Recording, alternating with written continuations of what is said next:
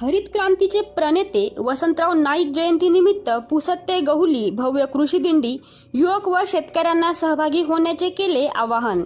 हरित क्रांतीचे प्रणेते वसंतरावजी नाईक यांच्या जयंतीनिमित्त वसंतराव नाईक जयंती उत्सव समिती पुसदच्या वतीने पुसद ते गहुली अशी दुचाकी वाहनांची भव्य कृषी दिंडीचे आयोजन करण्यात आले आहे।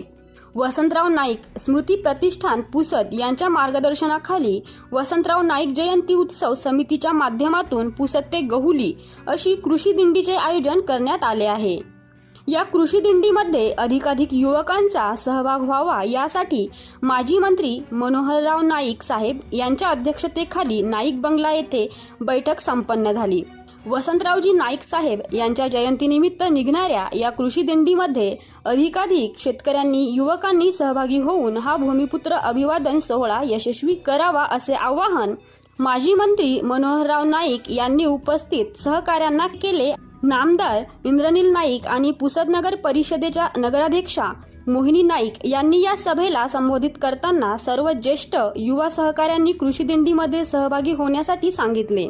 ही कृषी दिंडी वसंतराव नाईक चौक पुसद ते समाधीस्थळ गहुली येथे जाऊन भूमिपुत्र अभिवादन सोहळ्यामध्ये सहभागी होणार असल्याची माहिती माजी मंत्री मनोहरराव नाईक यांनी दिली।